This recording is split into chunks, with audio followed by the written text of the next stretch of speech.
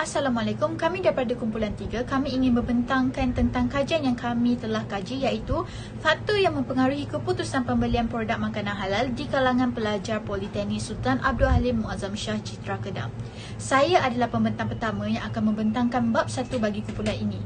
Nama saya adalah Nurul Ashikin binti Roslan, 03 DPR 19F1106. Bagi latar belakang kajian ini ialah halal adalah perkara yang penting bagi membuat pemilihan makanan untuk pengguna Muslim. Dengan itu, konsep halal bukan hanya terletak pada logo halal sahaja, tetapi pemilihan makanan halal juga terlihat pada kebersihan makanan, pembuatan makanan dan bahan yang digunakan untuk membuat makanan tersebut. Adakah ia selamat untuk dimakan oleh pengguna ataupun tidak? Menggunakan produk halal adalah kewajipan dan keperluan agama bagi setiap Muslim. Perkara ini juga dinyatakan oleh sabda Rasulullah SAW yang menyatakan di dalam hadisnya yang bermaksud mencari yang halal itu adalah fardu ke atas setiap Muslim. Oleh itu, beberapa usaha dan inisiatif telah diambil oleh Jabatan Kemajuan Islam Malaysia JAKIM untuk melakukan pemantauan, penguatkuasaan dan pengeluaran perakuan halal. Seterusnya adalah objektif kajian. Objektif kajian adalah mengkaji faktor yang mempengaruhi keputusan pembelian produk makanan halal di kalangan pelajar Polimas. Yang kedua ialah mengetahui sama ada faktor kesedaran dapat mempengaruhi keputusan produk makanan halal di kalangan pelajar Polimas. Yang ketiga ialah mengetahui sama ada faktor sikap dapat mempengaruhi keputusan pembelian produk makanan halal di kalangan pelajar Polimas. Dan akhir sekali, mengetahui sama ada faktor influencer dapat mempengaruhi keputusan pembelian produk makanan halal di kalangan pelajar Polimas. Kepentingan kajian ini dijalankan adalah untuk memberi faedah kepada pemasar dan pembeli. Antara faedah yang dapat dikesar adalah pemasar boleh mengenal pasti bahan-bahan yang perlu digunakan untuk membuat jualan di premis mereka, terutama sekali bagi pemasar yang menjual produk makanan halal. Selain itu, ia juga dapat memberi kesedaran kepada pemasar tentang kepentingan halal dalam produk makanan supaya ia tidak dapat memberi kesan kepada pelanggan yang membeli produk makanan siap di premis mereka. Kepentingan halal juga dapat membantu dalam memberi imej yang baik kepada premis pemasar jika ia digunakan dengan betul. Kepentingan kajian ini juga memberi kesan kepada pengguna supaya tidak mudah terpedaya dengan pemasar yang banyak menyalahgunakan logo halal kepada produk makanan. Seterusnya, pengguna juga mendapat faedah daripada segi faktor kesedaran, iaitu mengenal pasti segi halal yang sebenar. Akhir sekali, pengguna dapat membuat pembelian dan penilaian terhadap pemasar dan produk yang dipasarkan di pasaran. Dalam rangka kerja analitika kerja di atas, pembuli ubah tidak bersandar kajian adalah faktor kesedaran, faktor sikap dan faktor influencer. Manakala pembuli ubah bersandar kajian adalah keputusan pembelian produk makanan halal. Penyidik telah menguji di atas faktor yang dapat mempengaruhi keputusan pembelian produk makanan halal di kalangan pelajar. Ujian statistik yang digunakan oleh penyidik adalah ujian deskriptif untuk mengkaji pembuli ubah ini. Yang terakhir ialah soalan penyelidikan. Yang pertama, apakah faktor yang mempengaruhi keputusan pembelian produk makanan halal di kalangan pelajar Polimas? Yang kedua, adakah faktor kesedaran dapat mempengaruhi keputusan pembelian produk makanan halal di kalangan pelajar Polimas? Yang ketiga, adakah faktor sikap dapat mempengaruhi keputusan pembelian produk makanan halal di kalangan pelajar Polimas? Dan yang terakhir adalah, adakah faktor influencer dapat mempengaruhi keputusan pembelian produk makanan halal di kalangan pelajar Polimas? Assalamualaikum. Nama saya Nazatun Jamil binti Azhari. Nombor pendaftaran 03 DPR 19F1109. Saya merupakan pembentang yang kedua yang akan menerangkan untuk bab 2, iaitu reka bentuk penyelidikan dan metodologi. Yang pertama, jenis kajian yang digunakan. Penyelidik menggunakan kaedah kajian penerokaan sebagai langkah awal untuk mengenal pasti tajuk, masalah penyelidikan, untuk memulakan kajian yang memerlukan proses membuat keputusan kepada kaedah kajian gunaan, manakala penyelidik juga menggunakan kajian deskriptif di mana ia merupakan kajian yang menerangkan ciri-ciri objek, kumpulan dan organisasi untuk menggambarkan situasi dengan menggunakan cara rentas sekali atau kajian rintis. Yang kedua adalah pemilihan sampel. Populasi yang digunakan oleh penyelidik adalah pelajar Polimas dari Jabatan Perdagangan, Diploma Pemasaran bagi semester 4. Sampel yang digunakan oleh penyelidik adalah 5 buah kelas dari semester 4, Diploma Pemasaran iaitu 4A, DPR 4B, DPR 4C, DPR 4D dan DPR 4E. Akan tetapi, hanya 50 orang responden yang akan terpilih untuk dijadikan sebagai sampel. Bagi pemilihan sampel untuk setiap kelas, penyelidik menggunakan kerangka persampelan di mana penyelidik menyediakan senarai nama bagi setiap kelas responden untuk dijadikan sebagai bahan terpenting bagi penyelidik. Seterusnya adalah prosedur kajian penyelidik menggunakan dua kaedah iaitu kajian penerokaan dan kaedah kajian gunaan. Penyelidik menggunakan jenis kajian deskriptif iaitu dengan cara rentas sekali. Seterusnya, kuantitatif data dipilih oleh penyelidik untuk mengukur keputusan bagi setiap kajian yang dilakukan. Penyelidik juga menggunakan data sekunder dan data primer untuk mendapatkan bahan rujukan dan penyelidikan dari jurnal dan borang soal sidik. Bagi kaedah tinjauan, penyelidik menggunakan borang soal sidik kepada responden dengan menggunakan secara elektronik melalui internet iaitu Google Form. Yang keempat ialah instrumen kajian yang mana penyelidik membangunkan sebanyak 20 buah soalan bagi borang soal sidik yang mana ia dibina dengan diperolehi daripada penyelidik dari kajian yang lalu iaitu Abdul Basit Samad atau Darawi serta Sahilah binti Muhammad Razi, dan ia telah diubah sesuai mengikut keperluan bagi kajian penyelidik. Yang kelima adalah kaedah pengumpulan data. Kaedah pengumpulan data yang digunakan oleh penyelidik adalah kedua-duanya, iaitu data sekunder dan data primer. Data sekunder didapati daripada bahan-bahan terbitan seperti jurnal, laman web dan buku. Manakala data primer adalah data yang dikumpul sendiri melalui responden. Selain itu, penyelidik menggunakan aplikasi WhatsApp untuk menghantar pautan kepada 10 responden dalam tempoh 7 hari. Yang keenam adalah kaedah analisis data. Penyelidik telah membuat proses penyediaan data terlebih dahulu sebelum membuat pemilihan strategi analisis data. Proses itu terdiri daripada 6 langkah iaitu semakan borang soal sidik, pengeditan, pengkodan, pemindahan data dari hard copy ke soft copy dengan menggunakan kaedah perisian SPSS, Statistical Package for Social Science, versi 26. Penyelidik menggunakan dua teknik analisis iaitu ukuran kecenderungan memusat yang mewakili kekerapan titik tengah dan purata dan ukuran kepelbagaian yang mewakili kekerapan julat dan sisi. Hai, Assalamualaikum. Nama saya Mahira Hazwani binti Muhammad Haris, nombor matrik 03 DPR19F1094. Saya pembentang ketiga akan membentangkan tentang bab 3 iaitu data analisis dan keputusan. So, bab ini membincangkan analisa dan memaparkan hasil penemuan kajian yang telah dilakukan daripada soal selidik yang telah diisi oleh responden. Data yang telah dimasukkan diproses bagi mendapatkan statistik seperti nilai peratusan, min dan purata kekerapan. Jadi, pada bahagian A ialah demografik responden. Jadual ini menunjukkan jenis jantina responden yang menjawab borang soal selidik bagi maklum balas tentang faktor yang mempengaruhi keputusan pembelian produk makanan halal di kalangan pelajar Politeknik Sultan Abdul Halim Muazzam Shah Jitra Kedah iaitu Polimas.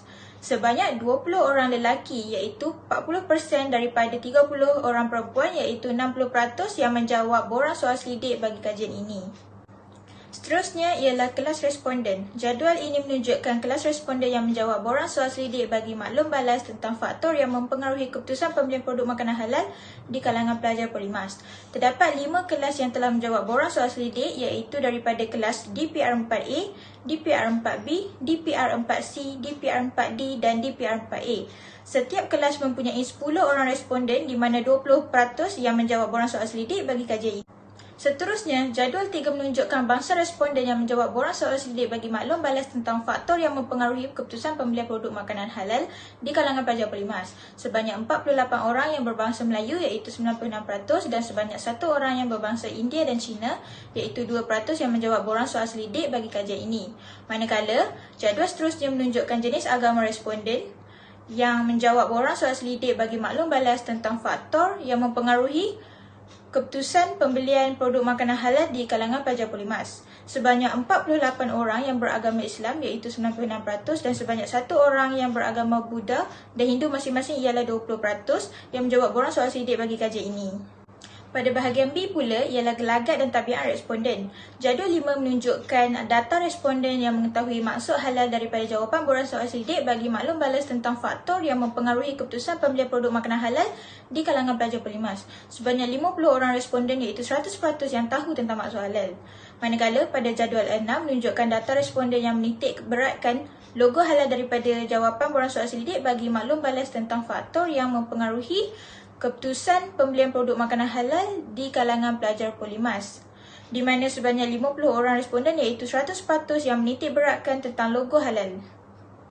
Jadual dan raja menunjukkan data di mana responden sering membeli makanan. Daripada jawapan borang soal selidik bagi maklum balas tentang faktor yang mempengaruhi keputusan pembelian produk makanan halal di kalangan Polimas. Sebanyak 26 responden iaitu 52% yang membeli di pasar raya dan 15 orang responden iaitu 30% membeli di restoran. Selain itu, terdapat juga 6 orang responden 12% yang membeli di medan selera, 2 orang responden iaitu 4% membeli di pasar pagi atau pasar malam dan terdapat 1 orang responden yang membeli di semua lokasi.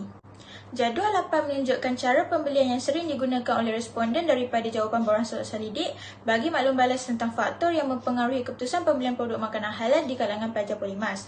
Terdapat 5 orang responden iaitu 10% yang membuat pembelian melalui telefon COD, 44 orang responden iaitu 88% yang membuat pembelian secara terus dari kedai dan 1 orang responden iaitu 2% yang membuat pembelian secara dalam talian.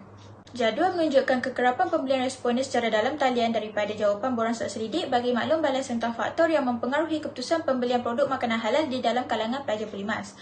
Terdapat 25 orang responden iaitu 50% yang kerap membeli sebanyak 1 hingga 2 kali, 13 orang responden iaitu 26% yang membeli 3 hingga 4 kali, 2 orang responden iaitu 4% yang membeli 5 hingga 6 kali dan ada 10 orang responden yang membeli lebih daripada 6 kali sebulan. Analisis seterusnya adalah bahagian C iaitu faktor kesedaran yang berkaitan dengan faktor-faktor yang dapat mempengaruhi keputusan pembelian produk makanan halal. Jadual menunjukkan analisis deskriptif bagi bahagian C soalan 1 hingga 7. Faktor kesedaran.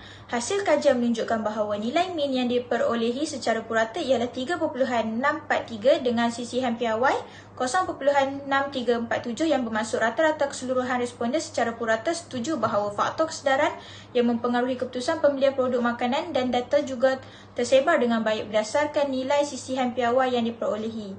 Skor peratusan setuju terendah ialah 7 item 7 iaitu mengenai pengeluar produk makanan halal bukan semuanya dari pengeluar Muslim dengan nilai peratusan 9. Jadual seterusnya menunjukkan analisis deskriptif bagi bahagian di soalan 1 hingga 7. Faktor sikap. Faktor sikap yang mempengaruhi keputusan pembelian produk makanan di mana skor purata min yang diperolehi ialah 3.354 yang menunjukkan responden setuju dengan purata sisihan piawai 0.7901 iaitu data tersebar dengan baik. Skor peratusan setuju tertinggi pula ialah item 1 dan 4 iaitu responden memilih untuk membeli produk makanan halal dan responden akan membuat pembelian makanan di premis yang mempamerkan logo ataupun sijil halal dengan peratusan 98%. Manakala skor peratusan setuju terendah ialah item 2 iaitu tidak mementingkan bahan yang digunakan dengan peratusan 34%. Seterusnya, jadual 12 menunjukkan analisis deskriptif bagi bahagian E soalan 1 hingga 6 faktor influencer. Faktor influencer yang mempengaruhi keputusan pembelian produk makanan di mana skor purata min yang diperolehi adalah 3.3 yang menunjukkan responden setuju dengan purata setiap piawai 0.7603 iaitu data tersebar dengan baik. Tertinggi ialah item 6 iaitu responden akan memastikan kandungan pada makanan yang dipromosikan oleh influencer dengan peratusan sebanyak 98%, manakala skor peratusan setuju terendah ialah item 4 iaitu suka mencuba jenama produk makanan yang dipromosikan dengan peratusan 68%. Dan yang terakhir sekali, saya akan membentangkan tentang hasil kajian. Bagi jadual 13, ialah nilai min bagi faktor kesedaran yang mempunyai nilai sebanyak 3.643 di mana nilai kekerapannya adalah lebih daripada 1 yang membawa maksud terdapat hubungan yang kuat di antara dua pemboleh ubah kajian. Ternyata wujud hubungan antara faktor kesedaran dengan keputusan pembelian produk makanan halal kepada pelajar. Dengan itu, HO berjaya ditolak dan HA diterima. Bagi jadual 14 iaitu faktor sikap mempunyai nilai min sebanyak 3.354 di mana nilai kekerapannya adalah lebih daripada 1 yang membawa maksud terdapat hubungan yang kuat di antara dua pemboleh ubah kajian tersebut. Ternyata wujud hubungan antara faktor sikap dengan keputusan pembelian produk makanan halal kepada pelajar. Maka HO berjaya ditolak dan HA diterima. Bagi jadual 15 iaitu faktor sikap mempunyai nilai min sebanyak 3.3 di mana nilai kekerapannya adalah lebih daripada 1 yang membawa maksud terdapat hubungan yang kuat di antara dua pembeli ubah kajian tersebut. Ternyata wujud hubungan antara faktor sikap dengan keputusan pembelian produk makanan halal kepada pelajar. Dengan itu HO berjaya ditolak dan HA diterima. Sekian dari saya, terima kasih. Nama saya Siti Aisyah binti Ramli. Nama matrik saya 03 DPR 19F1103 dan saya akan menerangkan bagi bab 4 iaitu kesimpulan kajian serta cadangan dan kajian masa depan.